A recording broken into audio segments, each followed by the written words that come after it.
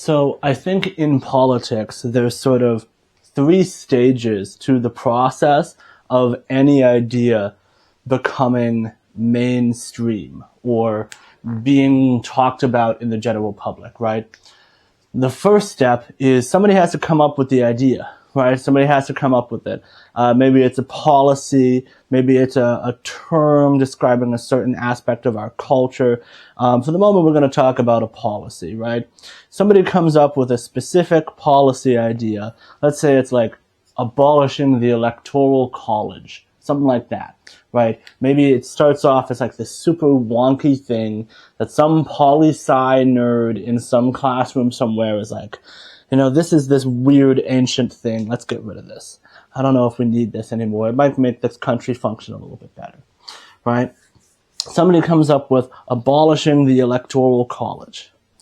And then there's this next group, this sort of aggregator class, right? Maybe the first guy writes an article, maybe he writes a book, and then there's the aggregator class. This group of people looks for a lot of these more original policies a lot of the time. And sometimes this can also be just media in general, right? So they look for these new ideas and they put them out there. This is going to be newspapers. This is going to be journalists a lot of the time. They take these new ideas and they show them to the public. They take these wonky things that are in the halls of academia somewhere or something like that, some technical thing, and they go, hey, the people should know about this. This could be useful for the people. Now, the media class, they kind of run a risk whenever they talk about a new idea. So it might be generally preferable for the media class to, at least most of the time, focus on old ideas because they don't know where this new idea is going to land all the time.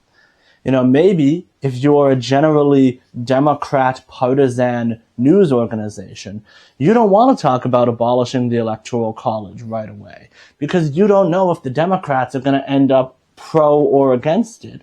And if it turns out that the Democrats are against abolishing the electoral college, which is not how it turned out in the real world right now for the most part, but if that turned out to be the case, you don't want to be the one who introduced this right-wing idea into the popular consciousness. You're going to face some backlash for that. So as the media class, you kind of want to focus on issues that you already know they support. In this case, let's say being pro-choice. We already know Democrats are on board with being pro-choice. We already know that that's popular for them to support. So we're just going to cover being pro-choice. So this creates an incentive structure for media apparatuses to just churn out sort of old hot takes, right? To just refocus on the same position, the same opinion.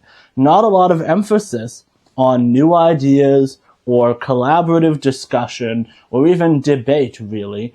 Instead, we're just going to stick to what is already popular amongst our base, and we're just going to talk about it constantly. We're just going to feed them their own ideas back at them constantly.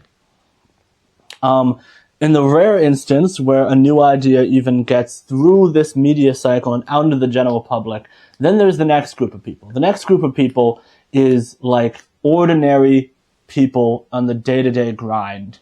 So these could be activists a lot of the times, and they're going to take up this idea and they're going to carry it out. And to an extent, this last group kind of does need to have a baseline of sorts, right? Because even though being pro-choice is a very basic thing that is widely understood amongst the Democrats, we do need a lot of individuals to sort of lend themselves to this higher cause. And I do think that to an extent there's a maturity to putting your own idiosyncrasies aside and being a part of a broader movement for something that is maybe minimal, but that you believe in. So even if we think there's a basic understanding of being pro-choice amongst Democrats, we still need people who are out there fighting for it every day. Something like that, right? We still need people who are just on the front line of these causes. and this is in no way specific to the Democrats. I'm choosing Democrats because they tend to have more activists, I think, a more strong activist base. And you need people who are just sort of cogs in the machine to an extent. Cogs in the machine fighting for this cause, who are small and maybe nameless. They're not super attention grabbing, but they just work towards this particular cause. But now these days, those people who are like sort of cogs in the machine, they also become their own media enterprises because we have social media now. And so they have the same sort of incentive structure that the media has to repeat these basic causes. And so amongst these activists, discussion, deliberation, debate, the proposal of new and original ideas which might with time become innovation or might with time become rejected and ousted, all of that process has, I think, been purged from this process. And so what you end up with is a bunch of people whose social media accounts are reposting the same predictable opinions. And as much as I want to, on some level, have the maturity to, at times, lend myself to causes that are already understood, but which I happen to believe in, like I'm personally pro-choice. So maybe every once in a while, I might want to, on this channel, say something pro-choice, or endorse a pro-choice position, or maybe I'll post a pro-choice meme on my social media and get some likes for being pro-choice. But I don't like, on a personal level, I despise that is the majority of what politics is now. The majority of what politics is now on these social media sites is people expressing opinions that they already know are popular, that they already know everyone who's in their camp is going to agree with, often in very trite ways.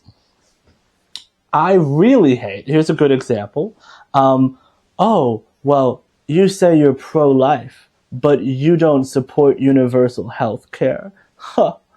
That is the stupidest argument on the face of the earth. That is nonsense. It's because it's not an argument.